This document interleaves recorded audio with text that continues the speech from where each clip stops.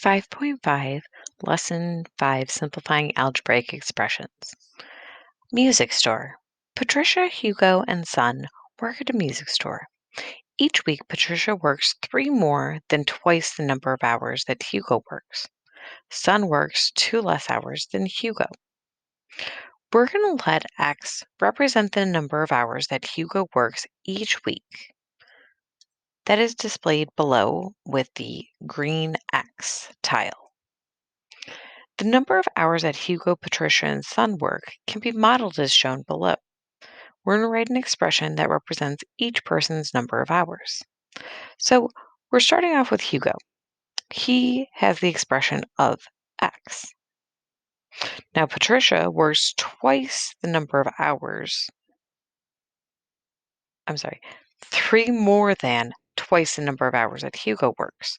So if we take Hugo and we multiply it by 2, that gives us 2x. And we need to also add in 3 to show the 3 additional hours. Now for Son, he works 2 less hours than Hugo. So we're going to take Hugo's value and we're going to take away 2. So model the total number of hours that Patricia and Son work. We're going to draw the result below. Then we're going to write an expression for the drawing. So we're going to take Patricia, which is x plus x, I'm sorry, the 2x plus the 3 positive hours plus Son's x plus the negative 1, the negative 2 hours. So this becomes 2x plus 3 plus x plus the quantity negative 2. So like tiles are tiles that have the same shape. So we're going to group the tiles together and remove the 0 pairs and draw the result below. Then we're going to write an expression for the drawing. So I'm going to show this work off to the side. I need 3 x's. Then I need 3 positive ones and 2 negative ones. Well, a 0 pair are any numbers that are adding up to 0. So 1 and negative 1 gives me a 0. 1 and negative 1 gives me another 0 pair. So I don't want to draw those. So for number 3, I want to draw 3 x's, so 1, 2, 3, and 1 positive 1. So this expression becomes 3x plus 1. So identify parts of an expression. When addition or subtraction signs separate an algebraic expression into parts, each part is called a term. Recall that the numerical factor of a term that contains a variable is called the coefficient of the variable. So the coefficient is the number in front of your variable. Like terms contain the same variables to the same powers. So for example, 3x squared and negative 7x squared are like terms. So are 8xy squared and 12xy squared. But 10x squared z and 22xz squared are not like terms. And that's because the x has the square in the first, but z has the square in the second. A term without a variable is called a constant. Constant terms are also like terms. So we have 3 terms shown, negative 4x, 12, and x. Our like terms are going to be the negative 4x and the x, or in this case, 1x. The constant is 12 because it's just a number without a variable. So let's take a look at example 1. Identify the terms, like terms, coefficients, and constants in the expression 6n minus 7n minus 4 plus 1. Plus n. So there's subtraction, and I'm going to go in and change all of it to adding and making it into a negative. I'm sorry, add and make it into the opposite. So this becomes 6n plus negative 7n plus negative 4 plus 1n. That's another thing that I decided to do. I put an imaginary 1 in front of that n. Just helps me in remembering that there's actually one n shown there. Well, when I am identifying my terms, that is going to be each part of this. So 6n, negative 7n, negative 4, and 1n. Now my like terms are going to be 6n, negative 7n, and 1n. My coefficients, those are my numbers in front of my variables. So I have a 6 that's in front of an n, a negative 7 in front of the n, and a 1. Negative 4 is not a coefficient because it's not a number in front of a variable. That is what is called a constant. Negative 4 is a constant. All right, so for letter A, we're going to identify the terms, like terms, coefficients, and constants in each of those expressions.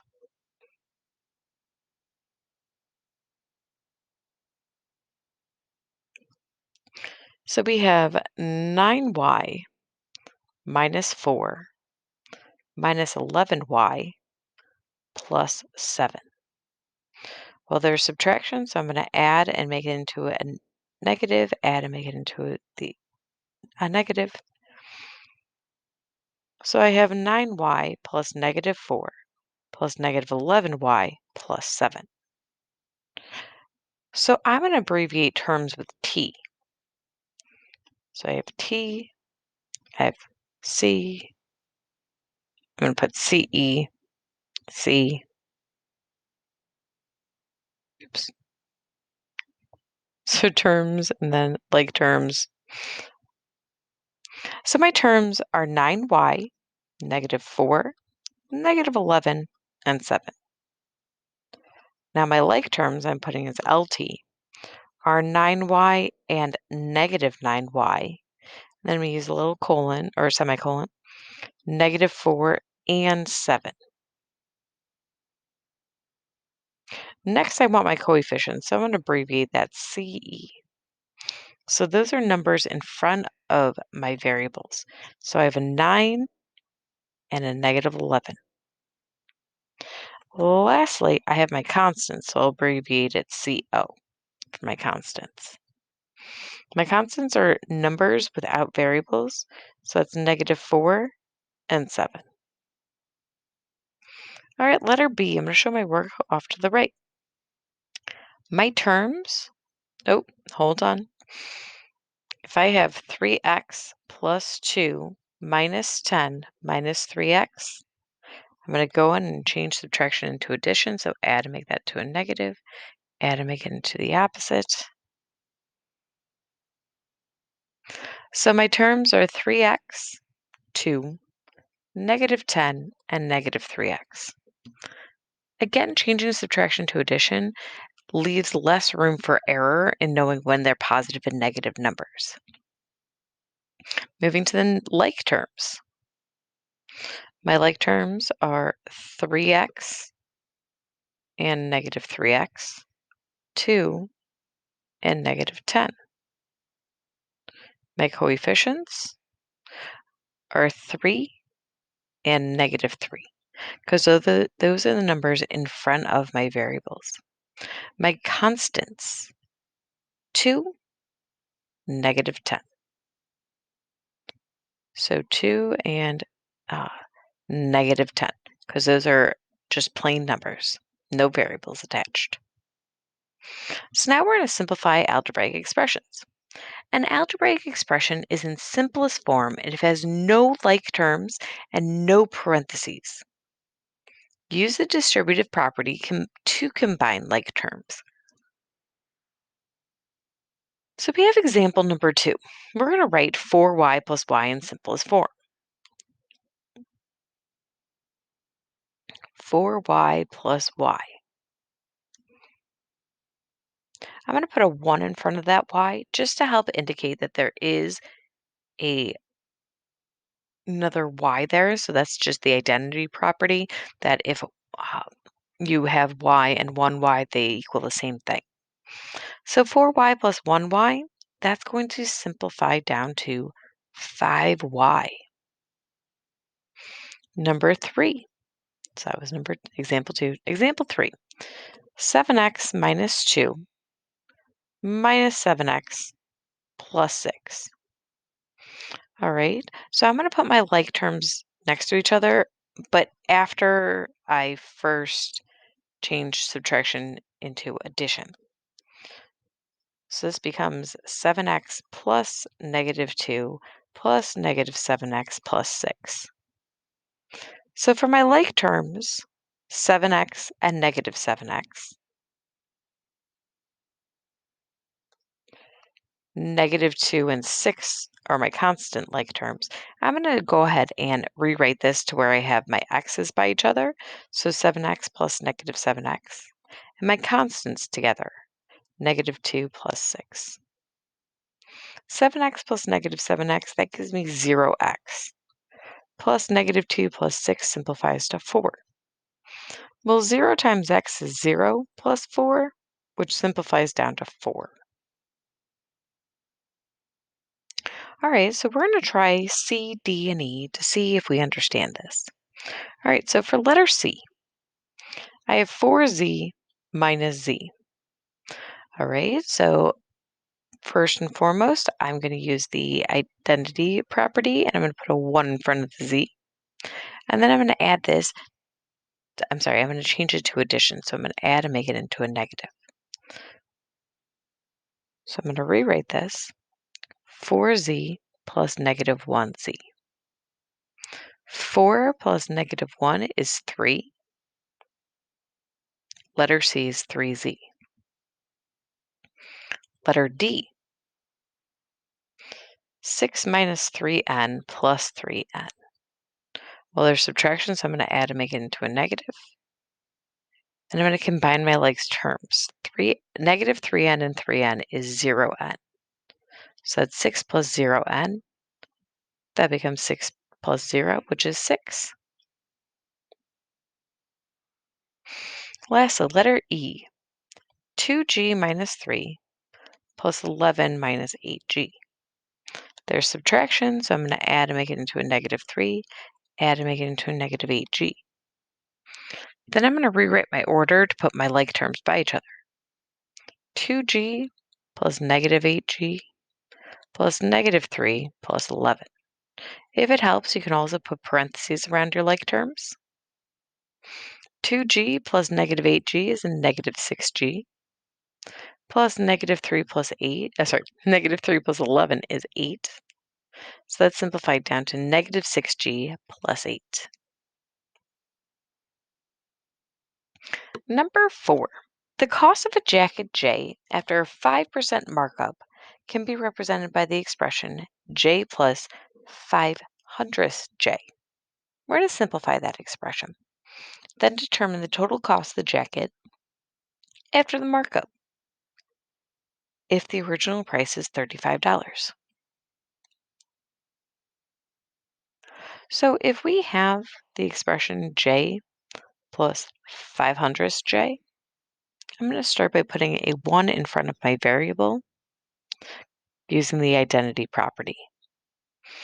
So 1j plus 500th j is 1 and 500th j. Now we're going to take that, so here's my expression. Now we're going to say that j equals 35. So we're going to take 1 and 500ths and we'll replace that j with 35. 1 and 500ths times 35 is 36 and 75 hundredths. So that means it's going to cost $36.75 after a 5% markup. Let's take a look at letter F. Write an expression in simplest form for the cost of the jacket in example 4 if the markup is 8%. Then determine the total cost after the markup? Well, I'm going to take j and I'm going to add 8 hundredths this time rather than 5 hundredths. Again, putting a 1 in front of that j for the identity property. 1j plus 1 and 8 hundredths, I'm sorry, 1j plus 8 hundredths j is 1 and 8 hundredths j. So now I'm going to say that j equals $35. No, not $35. Yeah. Oh my goodness. J is going to be 35. So 1 and 8 hundredths times 35 because I'm replacing that j. That gives me $37.80. So if there was an 8% markup, it would cost $37.80. All right, so example 5. At a concert, you buy some t-shirts for $12 each and the same number of CDs for $7.50 each. Write an expression in simplest form that represents the total amount spent. Well, this time we are showing that t-shirts are $12 each and the same number of CDs are $7.50 each. We're using the same variable because it says the same number. We don't know how many of each we're buying. We just know we're spending the same number.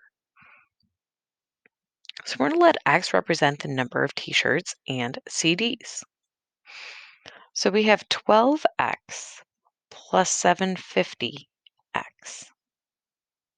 So 12 plus 750 is going to give us 1950X. This is the expression that represents the total amount spent. So letter G, you have some money. Your friend has $50 less than you. Write an expression in simplest form that represents the total amount of money you and your friend have. So here's you and here's your friend. You have some money. We're going to make it X. Your friend has $50 less than you. So that's X minus 50. So when we write an expression to find the total amount, that means we want to add both of these. So using the identity property, 1x plus 1x minus 50. Well, there's subtraction, so I'm going to add, make that into a negative 50. 1x plus a 1x, let me rewrite this. 1x plus 1x is 2x plus negative 50. But we can't leave it like that because the subtraction, that becomes 2x minus 50.